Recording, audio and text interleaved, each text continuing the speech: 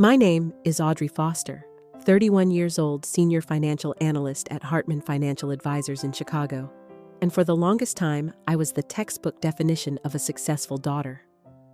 I had the luxury home, the Lexus, the six-figure salary. I paid every bill, supported my parents completely, and let them live rent-free in the house I bought, all while believing I was doing the right thing. But that illusion shattered the day I came home early and heard my father say I was a failure, someone who should have never been born. I didn't argue. I didn't cry. I simply made a plan. And this is the story of how I walked away from everything they took for granted and chose for the first time to put myself first. Every morning started before sunrise. Not because I loved the dawn, but because success doesn't wait for the well-rested. At 5:00 a.m., I dragged myself out of bed, legs heavy, heart heavier. Downstairs in the basement gym of my $830,000 colonial home, I punished my body until the thought stopped. Until the silence of sweat drowned out the noise of being unseen in my own house. Protein shake, quick shower. Blazer straightened. By 7:15, I was in my car, inching through Chicago traffic, chasing a future I wasn't sure I wanted anymore. At Hartman Financial Advisors, I was a golden girl, the rising star. The one who worked late, never missed a deadline, knew her clients by heart. I had the corner office, the trust of our toughest investors, and a boss who saw in me the makings of a powerhouse. "You're going places," Audrey Victoria Hayes would say during our monthly check-ins. "You've got the grit, the precision. You're everything we want this firm to represent." They didn't know. They didn't see the version of me that came home to two aging parents who never paid rent, who used phrases like "just until we get back on our feet" for 3 whole years. They didn't see the grocery bills, the mortgage statements, the passive-aggressive comments at family dinners when my sister arrived with her 3 kids and was immediately showered with affection. "There's our girl," my dad would beam, arms open for Heather, while I stood behind them, invisible in the home I bought. After those dinners, I'd lock myself in my office and work until my vision blurred, until the ache of being second best dulled to a manageable numbness. I paid for everything. The roof over their heads, their cell phones, their insurance. I gave up vacations, nights out, even therapy, because I told myself this was what a good daughter did. Zoe, my best friend since college, never agreed. "They're using you," she'd say, over overpriced salads on our rare lunch dates. "Audrey, they're adults. You're not their ATM, you're their daughter." I'd defend them. Always. "My dad's just struggling with finding a job. My mom's never worked, what would they do?" But the truth had been clawing its way up for years. I just refused to look it in the face. Until that Wednesday. I had a major presentation scheduled that morning, a multi-million-dollar retirement fund I was leading. If I landed it, Victoria promised we'd have serious talks about the senior analyst position. I was ready. My slides were airtight. My numbers sang. The meeting went off without a hitch. At the end, the CEO of the fund shook my hand, eyes steady, impressed. "Miss Foster," he said, "you've clearly done your homework. We'll be in touch very soon." Victoria gave me the rarest gift that day, a free afternoon. "You crushed it," she said, smiling. "Go celebrate. You've earned it." I couldn't wait to share the news. And despite everything, the first people I thought of were my parents. I wanted them to be proud. I needed them to be. I got home early. Their cars were in the driveway, odd for a Wednesday afternoon. My mother usually had book club. I let myself in quietly, planning to surprise them. But the surprise was mine.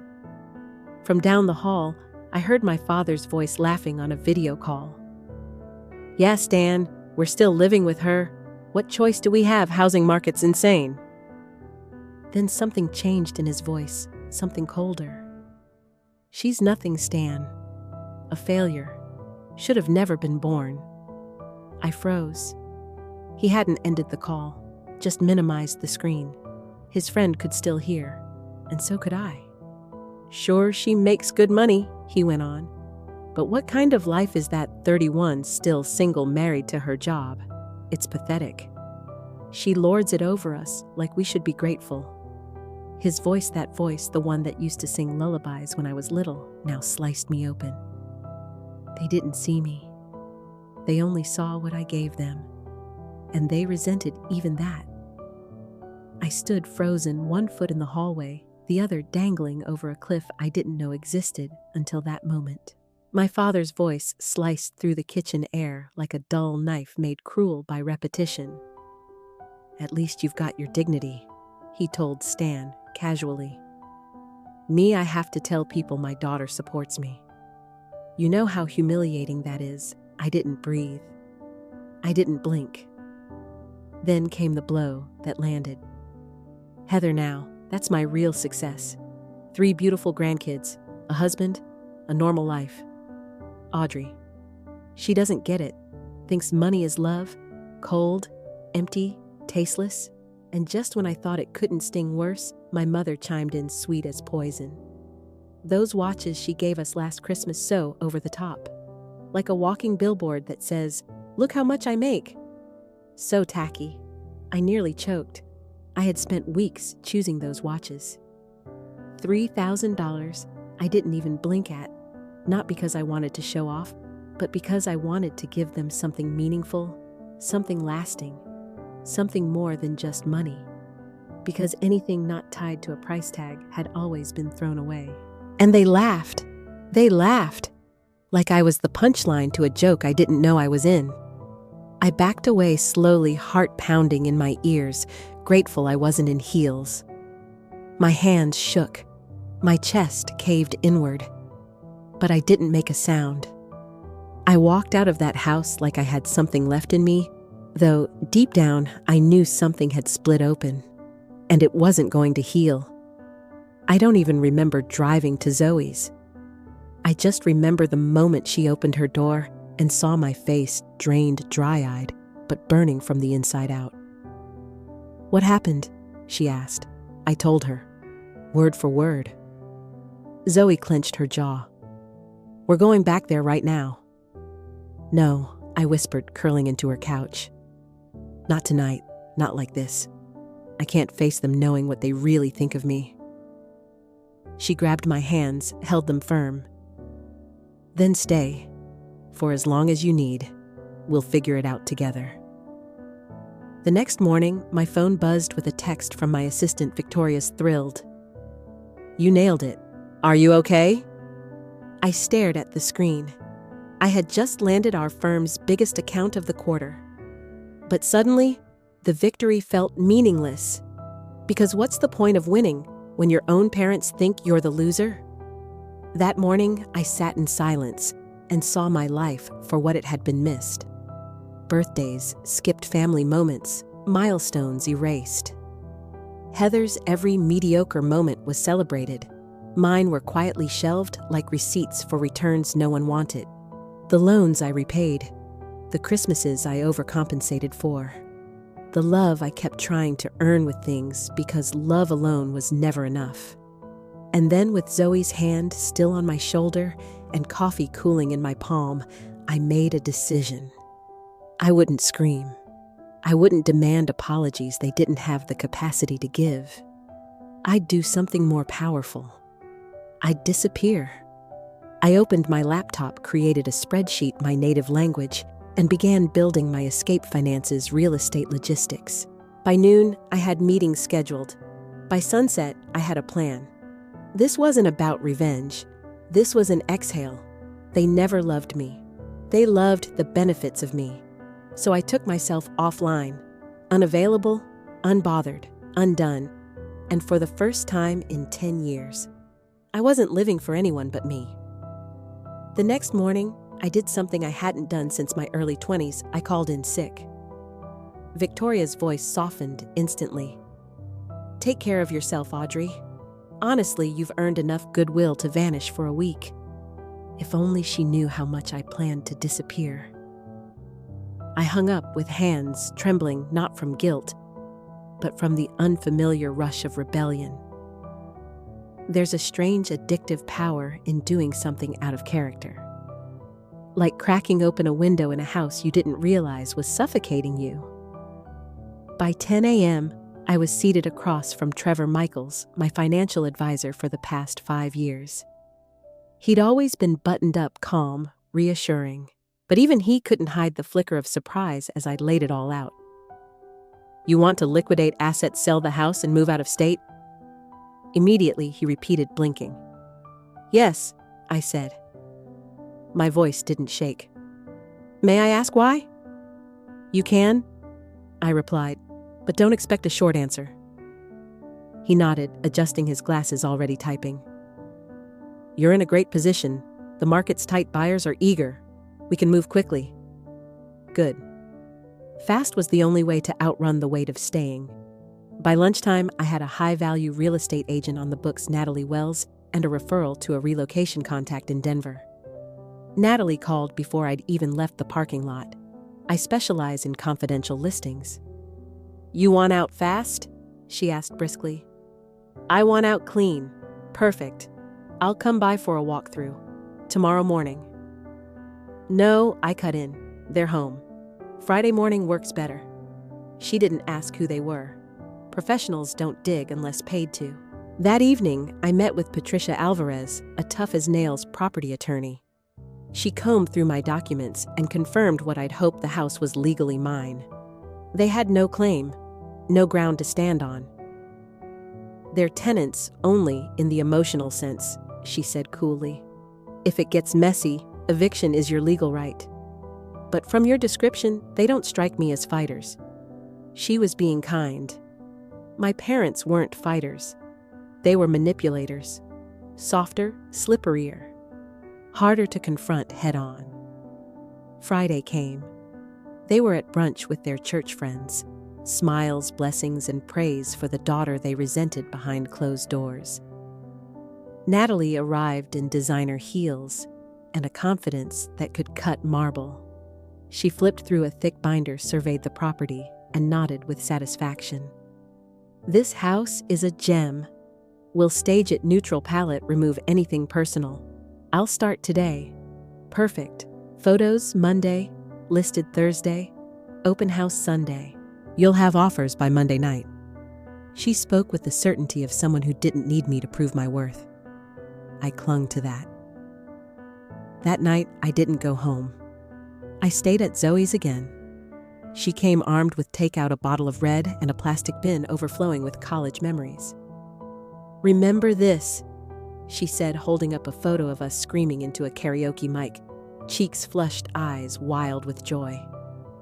"I miss her," I whispered, almost too ashamed to admit it. Zoe looked at me, really looked. "She's not gone. She just got buried under their version of acceptable. But she's still there, Audrey. You're just finally digging her out." The days that followed blurred into motion. Movers booked, boxes packed. I opened new accounts my parents didn't know existed. Every step, tiny as it seemed, felt like a brick laid in the direction of freedom. On Wednesday, I went back to the house while they were out. I packed my valuables in silence. In the back of my closet, I found an old box, childhood drawings, faded letters, and a diary I hadn't seen in decades. Inside, a 12-year-old's handwriting stared up at me. Dad said he couldn't come to my science fair. Said he had meetings. But when I got home, he was just watching TV. Page after page, small betrayals I'd absorbed like paper cuts. Too shallow to scream, too many to ignore. I hadn't become cold. I'd just learned how to freeze myself piece by piece to survive. But I wasn't surviving anymore. I was finally choosing to live. The confrontation wasn't as explosive as I'd imagined. No argument, no dramatic exit, no flying saucers across the room. There was just a single sign. "For sale," sticking into the pristine lawn like a verdict. Sharp, irrefutable, final. I pulled into the driveway just as my dad saw it. He stared at the sign as if it were a flare shot into the sky, signaling the end of an era he thought he controlled. He charged toward my car, eyes, wide voice loud. "What the hell, Audrey?" I stepped out slowly, unfazed. briefcase in one hand, calm in the other. "Exactly what I saw," I said calmly. "The house is for sale." My mother appeared a few seconds later, clutching her pearl necklace as if I had detonated a bomb instead of signing a document. "You can't decide this without talking to us?" "I didn't decide," I said, walking past them toward the door. I acted. They followed inside, their voices, rising, questions, accusations, suspicions, overlapping in a chaotic crescendo. I let them talk.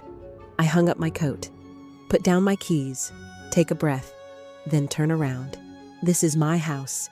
Every inch of it was bought with my money. The papers, the taxes, the receipts mine. I sell it. I move out. This conversation, it's over. My father's face flushed. "And where are we going?" "You're both adults," I replied. "You'll figure it out for yourselves." My mother gasped, tears not of pain, but of wounded privilege. "You want us to live on the streets?" "No. I want you to live with the resourcefulness I've mastered while you treat me like your personal ATM. My father sneered. "I'll call Heather. She'll talk sense into you." "Of course," I said. "Let her try." An hour later, we sat in the living room like actors in a play none of us had ever rehearsed. My parents sat on the couch, defensive, irritated. Heather sat stiffly on the stool, caught between her confusion and her siblings' loyalty. I sat in the armchair like a judge presiding over a case I never wanted to prosecute. "Okay," Heather said, glancing at us. "Can someone please tell me what's going on?" I didn't flinch. "I'm selling my house. I'm moving to Denver, closing in 3 weeks. My parents were mad again." Heather shuddered at the noise. "Are you serious?" she asked, her eyes wide. "It's like a heart attack," I said. "This isn't anger. This is freedom." She blinked. "But why now?" And that's when I let it all out. Because 3 weeks ago, I came home early, and my dad told me I was a failure, that I should have never been born. Silence. No drama, no theater, just heavy, cold, cracked. My dad paled. My mom stiffened. Heather's expression darkened. "Did you hear that?" she whispered. I heard that. I reached into my pocket and pulled out a file, every expense, every transaction, every moment of sacrifice I'd recorded over the past 3 years. The things they forgot. The things I never forgot. I laid it out on the coffee table like evidence in a courtroom. $120,000. That's how much I poured into this house and you, while you joked behind my back. While you told everyone that Heather was your true success. Heather spun around. They said that I nodded. Many times. She looked stunned, not just by the betrayal, but by the realization that she too had become a pawn. "I don't blame you," I said softly. "You didn't create this, but I'm no longer playing my part." My mother gasped, tears welling up in her eyes. "You got it wrong."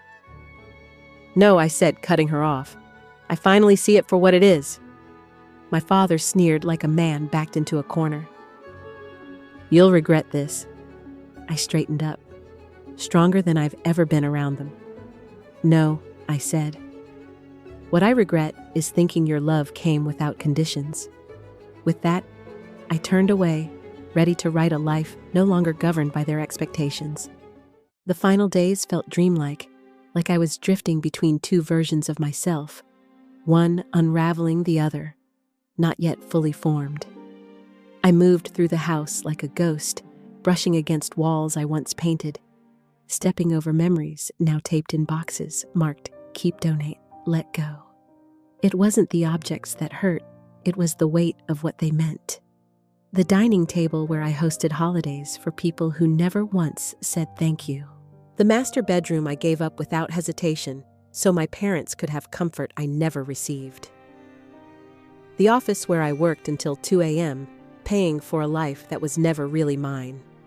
A week before closing, I hired Laura, a professional organizer with soft eyes and a clipboard, the kind of woman who made chaos feel manageable. Think of this as curating your next chapter, she said gently. Only take what aligns with who you're becoming. And so I did. The designer suits I bought to win approval that never came donated. The Thanksgiving china they insisted on then left me to scrub alone gone. The neutral toned art I chose to match their tastes wrapped for consignment. Every box I let go of made the air easier to breathe. Every decision whispered you don't owe them your identity. Heather came by to help on Saturday. No kids, no husband, just two sisters and a quiet reckoning. She folded towels while I packed glassware. The silence between us wasn't hostile, it was heavy, honest. I didn't know, she said eventually, about everything. I know. She didn't make excuses. That alone felt like a miracle. She glanced at a box labeled kitchen. Keep. They told me you offered to pay for my kids' school. I paused. No, they pushed me to, then told you it was their idea. She didn't respond right away. When she did, her voice cracked. They also said you didn't want a family, that you chose to stay alone. I met her eyes. I didn't choose loneliness. I inherited it. I was too busy raising our parents. Her breath hitched. I think I believed it because it was easier than questioning them. I nodded. So did I.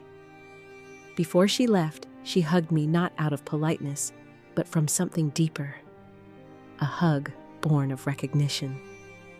It didn't fix the years between us, but it reached across the wreckage and held on. And sometimes, that's enough. The night before closing, I returned to the house one last time, alone.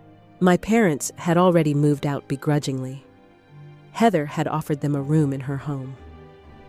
They left with more than they deserved: appliances, light fixtures, even the couch. I let them take it all. They could strip the house bare. They couldn't touch the one thing that mattered: my peace. Room by room, I walked. The kitchen where I poured love into meals no one tasted. The hallway where I overheard the words that cracked my foundation. The bedroom still faintly scented with lavender and years of silent sacrifice. By the window, I watched dusk settle like a curtain on a long, unfinished play. I didn't cry. I had shed enough tears in the shadows behind Excel sheets between check transfers and carefully masked disappointment. What I felt now was stillness, not empty, settled, like the soft click of a final page turned, knowing you'll never flip back. The next morning, I signed the closing papers. The check Natalie handed me felt light, almost too light for everything I'd given away to earn it. She smiled. Most people feel a little sad on closing day. I don't, I said. I feel free. Her smile widened. Then you're already home. Denver didn't feel like a getaway. It felt like permission. As Zoe and I crossed state lines in her old Subaru, the silence between us wasn't empty, it was sacred. We didn't need to talk. The music did the talking. The wind slipping through the cracked windows felt like absolution, and every mile put another layer of my old life behind me. I had left behind a $830,000 house and 31 years of emotional obligation. But what I was driving toward wasn't just a new zip code, it was the first chapter I would write entirely for myself. My new apartment sat high on the 12th floor of a glass and steel tower in downtown Denver. Floor-to-ceiling windows opened to a view of the Rockies, distant and eternal. The space was sleek, minimal, untouched by anyone's taste but mine. Smaller than my old house, yes, but somehow it breathed bigger. Because for once, it felt mine.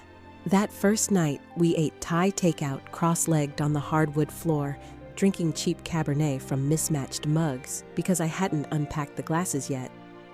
To beginnings, Zoe said, lifting hers. To freedom, I replied, clinking ceramic against ceramic, with a smile that felt earned. She stayed for a week, helping me furnish the blank canvas that was now my life. We chose a couch in emerald green, not neutral beige. We found dishes that didn't match anything I used to own. A rug in bold reds and blues, loud and unapologetic.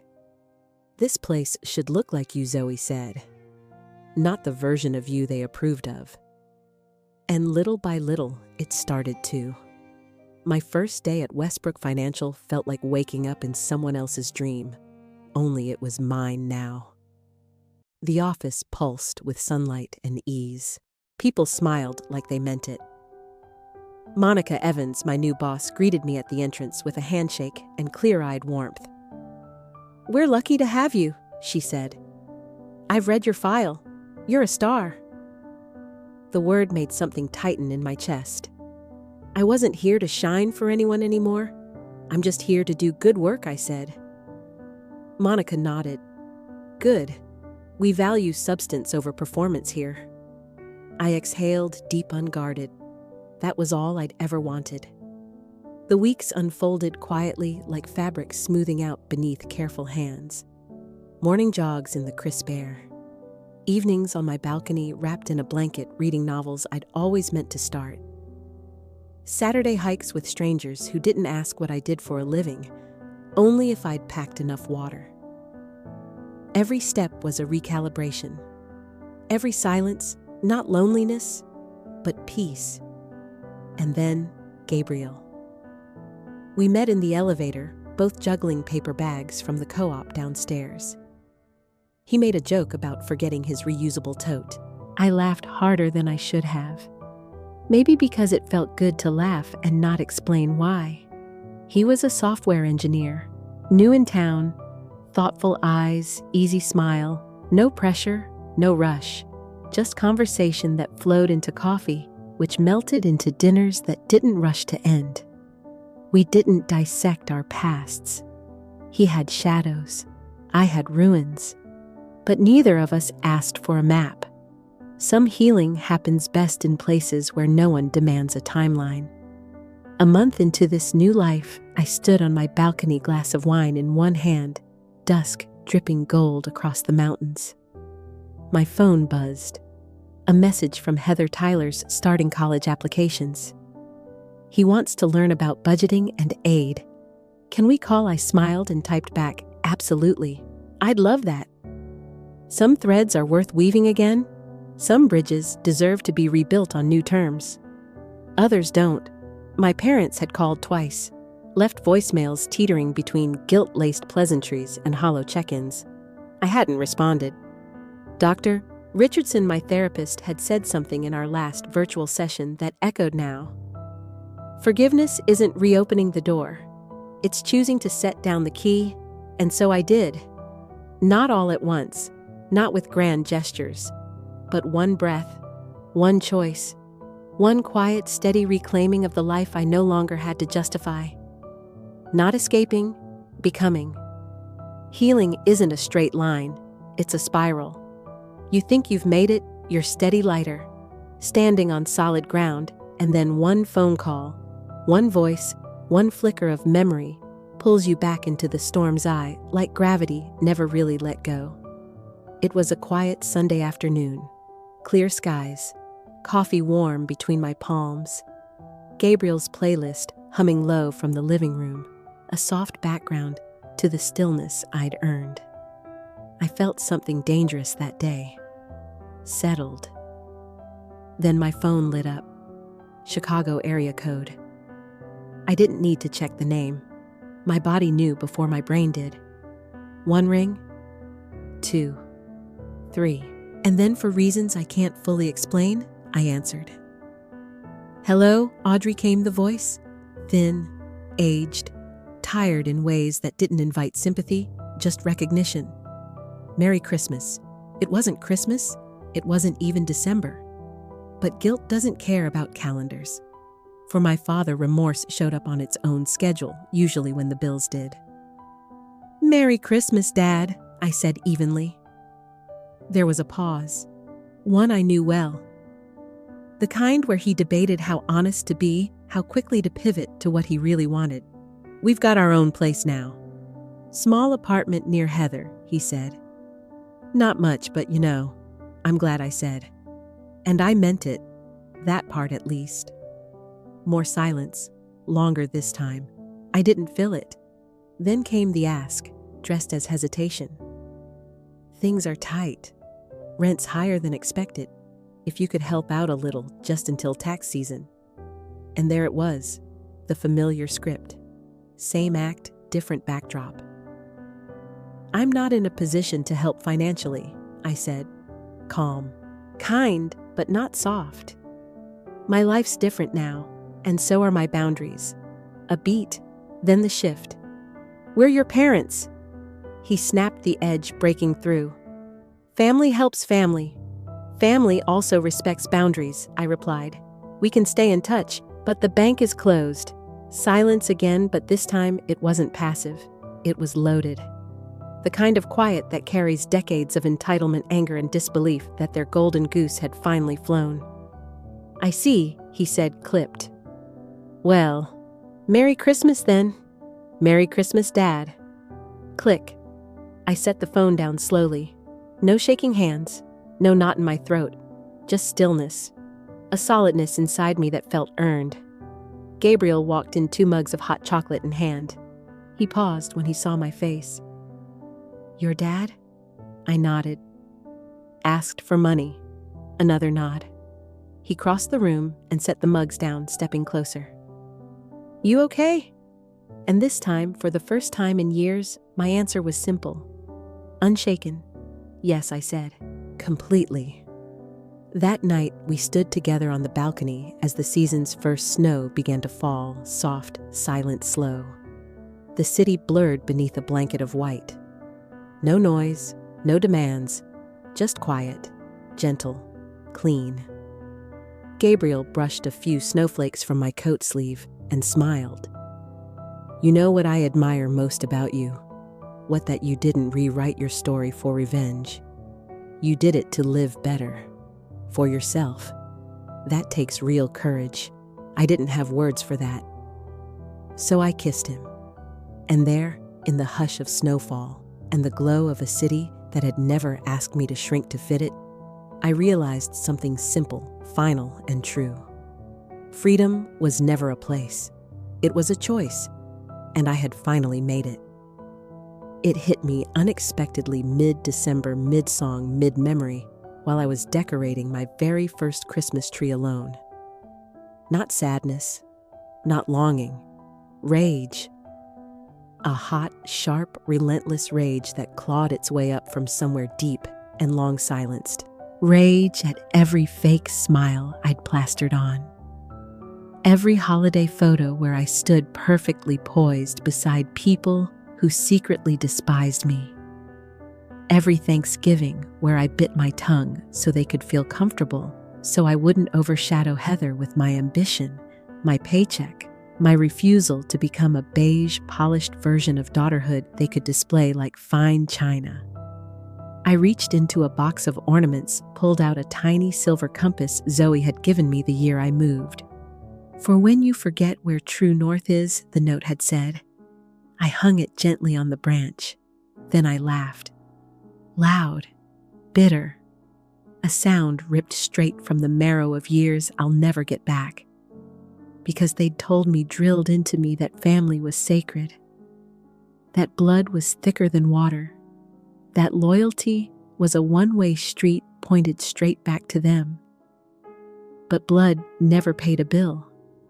Blood never asked me how I was sleeping after a 70-hour work week. Blood never wondered if the daughter paying their mortgage felt lonely. Blood whispered behind my back that I was a failure, then passed the mashed potatoes like nothing had happened. So no, I didn't miss them. I missed the illusion. The lie I built my identity around. The sweet, poisonous fantasy that I mattered to them as me, not just as a source. That night, beneath the soft glow of string lights, glass of wine in hand, I made a decision. No flights to Chicago. No fake smiles across Heather's picture-perfect dinner table. No pretending I hadn't heard my father say I should have never been born. I was done being palatable. Instead, I hosted my own Christmas Eve. in Denver, in my space. Zoe came arms full of mismatched presents and cinnamon-scented candles. Gabriel brought wine and a crooked grin. A couple from my hiking group arrived with gluten-free cookies and hiking stories. Monica, my boss, and her wife brought lasagna and chaos. 8 people, no obligation, no performance. Just joy that didn't require translation or apology. We wore the ugliest sweaters we could find. Burned the roast. Played trivia. Someone spilled wine on the rug and no one gasped. We laughed loudly like children who forgot they were ever taught to behave. Midway through dinner, Monica raised her glass. "Audrey," she said, eyes warm, voice unfiltered, "whatever brought you to Denver, please never go back." I smiled. "I won't." Everyone toasted, except Gabriel. He was watching me closely. Later, after the dishes were stacked high and the fire had burned low, we stood side by side in the kitchen drying plates that didn't match and didn't need to. "You're glowing," he said. I scoffed. "It's the wine." "No," he said, leaning in slightly. "It's peace. You finally look like someone who isn't at war with herself." And for once, I didn't flinch. He wasn't wrong. 2 days later, a letter arrived. Cream-colored envelope. Flowery cursive, like it belonged to a woman who'd spent too much time in church pews and not enough in reflection. My mother. "We only want what's best for you. This family won't be here forever. You'll regret pushing everyone away." Manipulation laced in nostalgia. Guilt dressed as love. A Trojan horse of shame. I read it once, then fed it to the flames. Not out of hate, but out of clarity. I wasn't the villain in their story. I just refused to keep playing the victim in mine. New Year's Eve, Gabriel and I hiked to the summit of Lookout Mountain, thermoses in hand. Fireworks distant but bright. The air so cold it made every breath feel sacred. At the peak, as the sky lit up in 1,000 fractured colors, he turned to me. "I love you," he said. I blinked, not because I didn't feel it, but because I didn't expect it, because I didn't know love could come without a leash. "I love you too," I whispered, and I meant it. Not like the desperate tightrope kind I'd once handed my parents. Not conditional, not performative, not hollow. This love didn't ask me to shrink, didn't demand silence, didn't see me as a means to an end. This love let me be. And in that moment, standing atop a mountain, the past in ashes and the future unfolding like clean snow beneath my feet, I realized freedom isn't a place. It's not a job. It's not even a person. It's a decision. A quiet, defiant choice to build your life in your own image and never apologize for the beauty of its edges. They arrived on a Wednesday. No call, no text, no forewarning. Just a knock-sharp deliberate at 6:42 p.m. Gabriel and I were plating dinner. Miles Davis whispered from the speakers. Lemon garlic chicken warmed the air, and for once my life felt uninterrupted, until I opened the door. And there they were, Raymond and Margaret Foster. The ghosts I had exorcised, the storm I had outrun, the architects of the cage I had finally broken free from. My father stood with that familiar clenched jaw authority, as if the very sight of my happiness offended him. His eyes scanned the apartment like it was a threat to the version of me they used to control. My mother. She clutched her purse like it held the remnants of the dignity she never gave me. Her face already twisted into that theatrical grief she wore like pearls. "Audrey," she breathed, all soft desperation. Like we were filming a reunion scene I never agreed to. "No," I said. Firm, final. "Absolutely not." I began to close the door. My father's hand slammed against it. "We just want to talk." I stared at it. That hand, that tone, that old trick. "You've had 31 years to talk," I said. You used most of it convincing other people I was a mistake. Gabriel appeared behind me, quiet but unwavering, a steady heat radiating from the only person in the room who had earned the right to be there. My father's eyes narrowed. "Who's he?" I met Gabriel's hand behind me and squeezed it once deliberately. "My partner. Someone who treats me like I'm human, not a product." My mother scoffed, her voice a mixture of offense and guilt she hadn't earned. "So now strangers matter more than your own parents?" "No," I replied. "He matters because he's never made me feel like a burden, but they pushed past me anyway. I didn't stop them.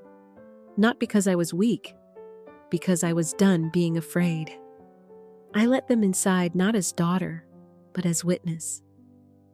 I wanted to see if they brought truth or just better packaging for the same old poison.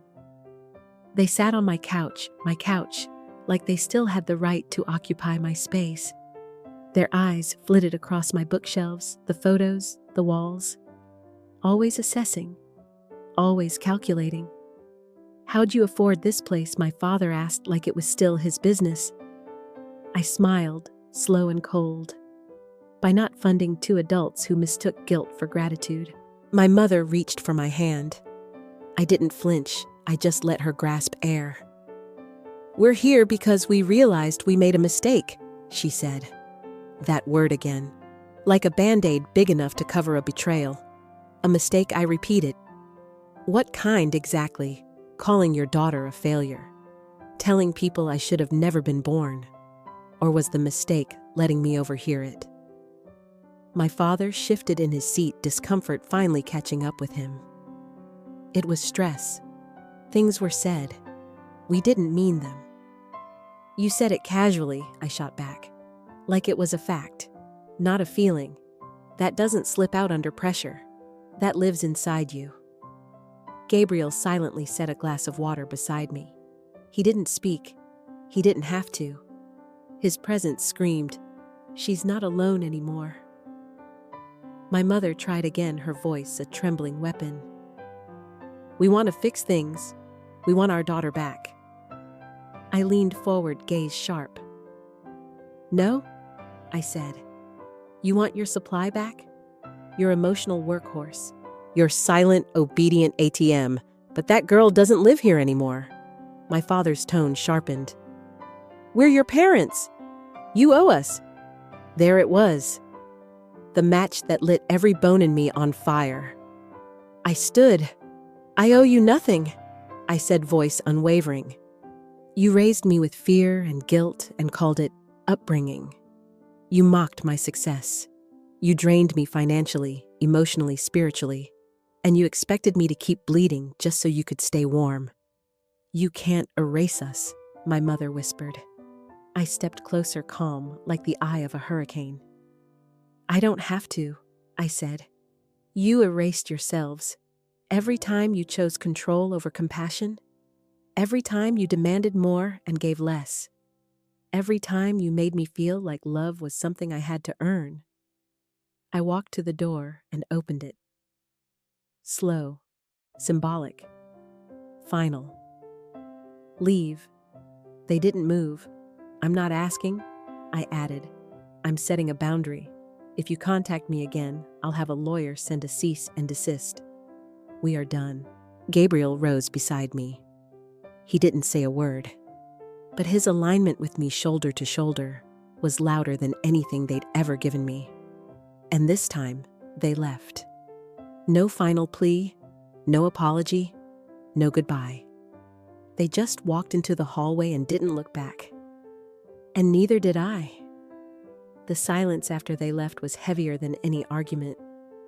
I stood in the entryway door, still ajar, hand resting on the knob, like I wasn't sure if I'd just ended a chapter or an entire book. Gabriel closed it gently, locked it, then turned to me. "You okay?" he asked. I nodded, lied. That night, I didn't sleep. I didn't cry either. Not yet. I just laid there listening to the sound of my own breath. A sound that once felt steady, now felt foreign, like I was hearing it for the first time without their voices drowning it out. I was free. But freedom, it turns out, doesn't arrive wrapped in joy. It shows up heavy, like a silence that demands to be earned. At 3:12 a.m., I got up and walked the apartment barefoot. Touched the framed art I'd picked for myself. Ran my fingers across the couch they had sat on just hours earlier. I could still feel the imprint of their presence, but their power gone. The next morning, I made tea and sat on the balcony. Sunlight painted the snow in gold.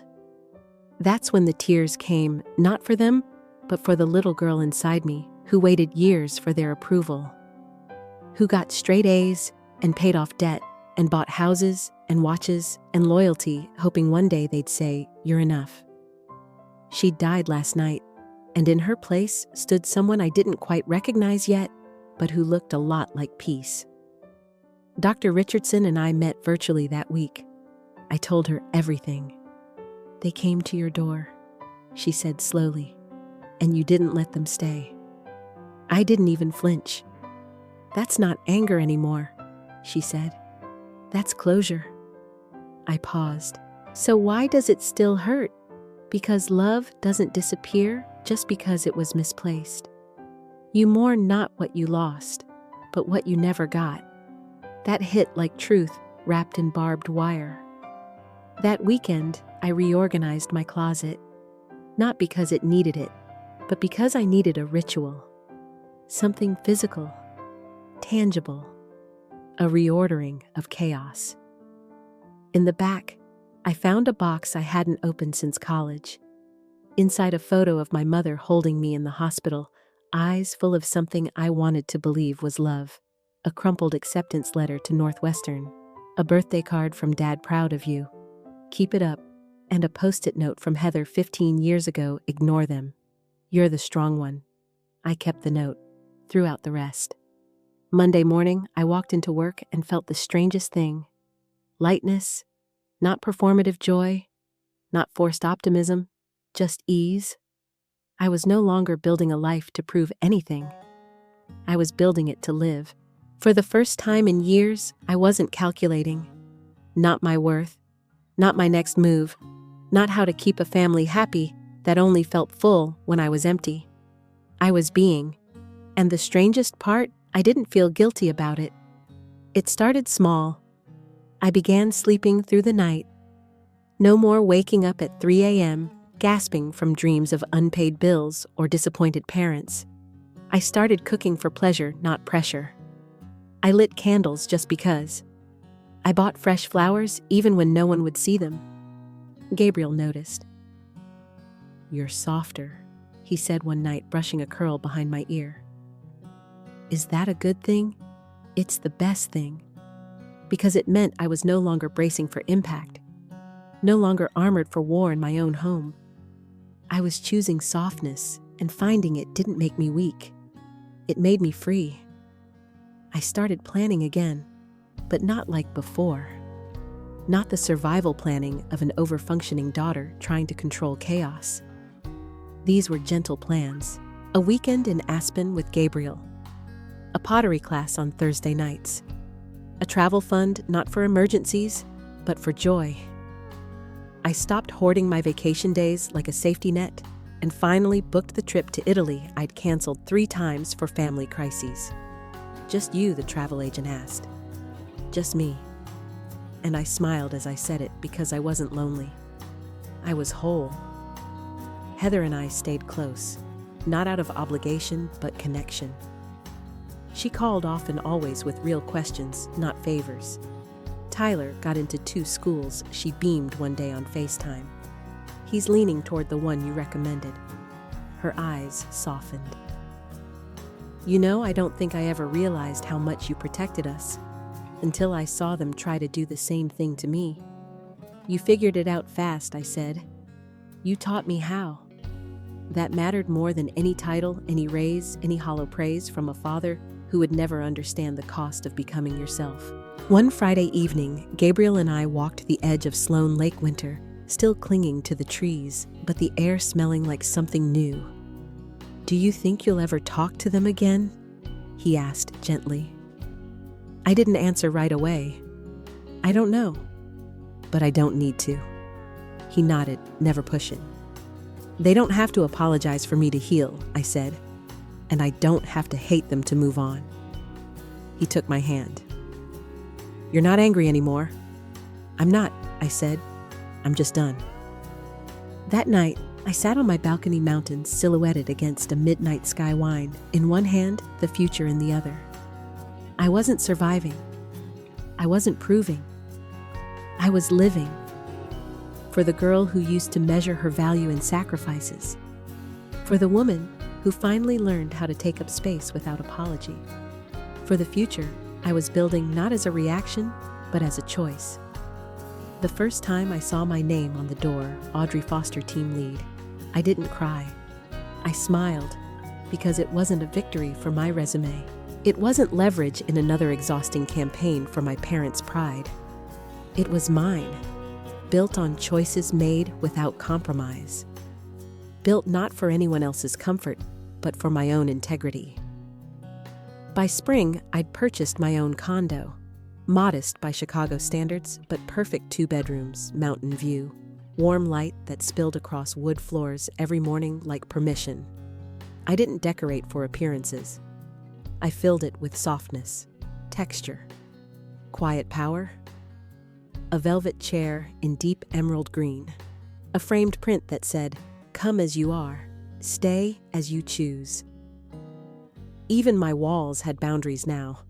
I hosted dinner once a month. Not because I had to, but because I wanted to. People came, stayed late, laughed loudly. No one criticized the playlist. No one asked what I could have done differently.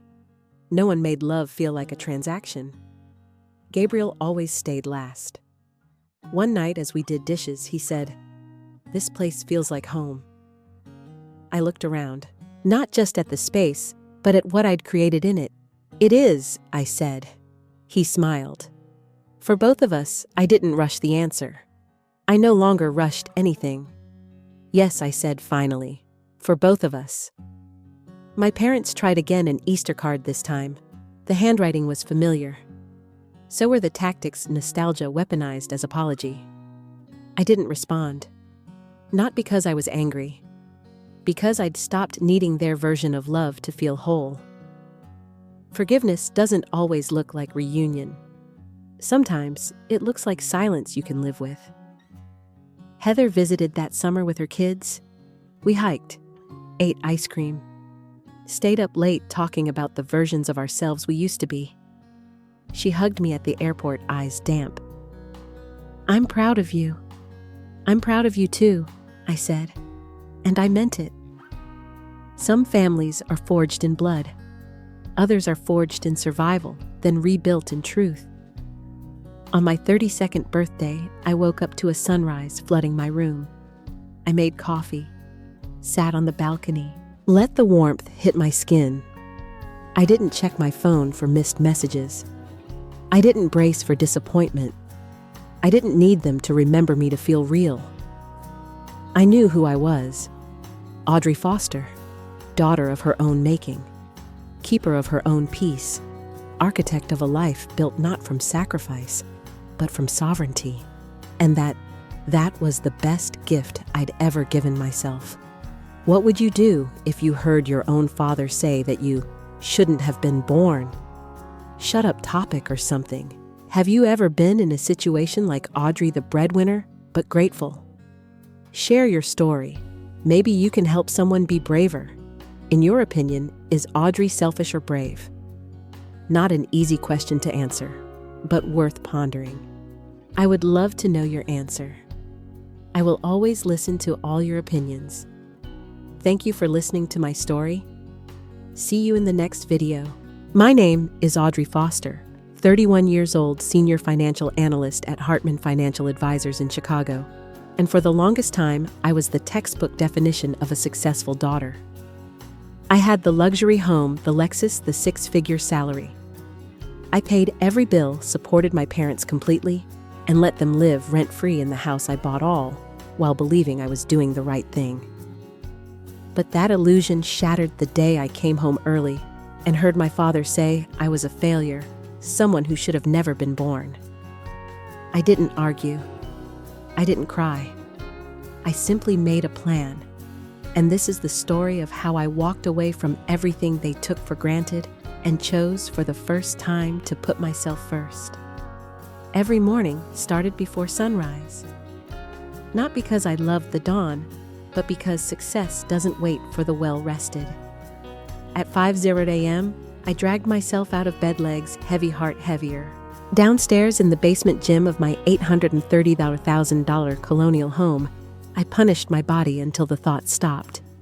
Until the silence of sweat drowned out the noise of being unseen in my own house.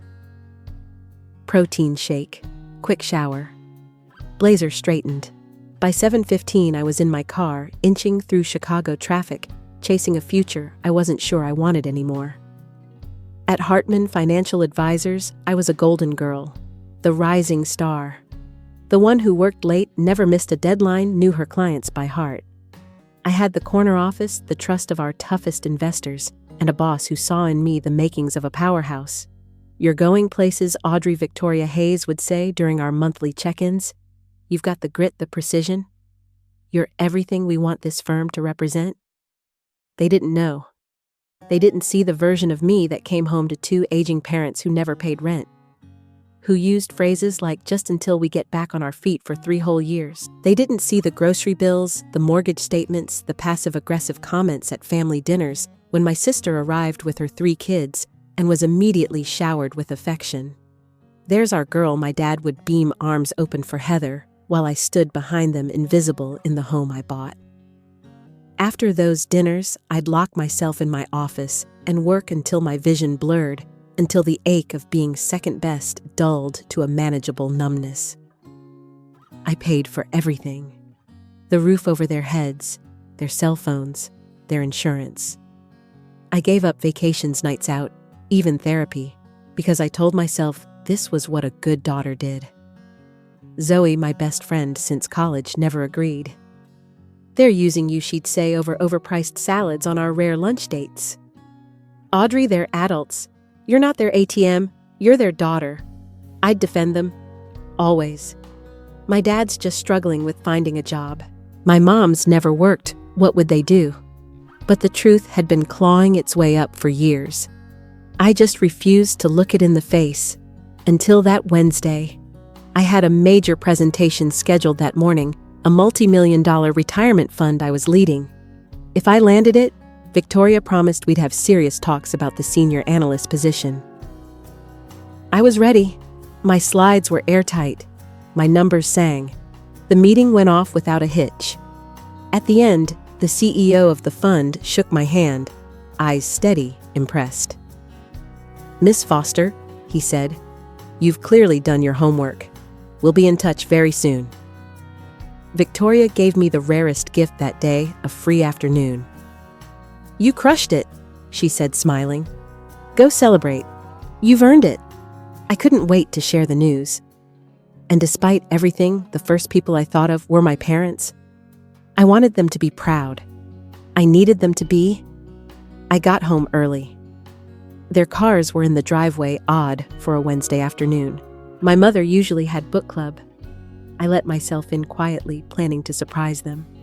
But the surprise was mine. From down the hall, I heard my father's voice laughing on a video call. "Yes, Dan, we're still living with her. What choice do we have? Housing market's insane." Then something changed in his voice, something colder. "She's nothing, Stan. A failure. Should have never been born." I froze. He hadn't ended the call, just minimized the screen. His friend could still hear, and so could I. "Sure, she makes good money," he went on. "But what kind of life is that? 31, still single, married to her job. It's pathetic. She lords it over us like we should be grateful." His voice, that voice, the one that used to sing lullabies when I was little, now sliced me open. They didn't see me. They only saw what I gave them. And they resented. "But what kind of life is that? 31, still single, married to her job. It's pathetic. She lords it over us like we should be grateful." His voice, that voice, the one that used to sing lullabies when I was little, now sliced me open. They didn't see me. They only saw what I gave them, and they resented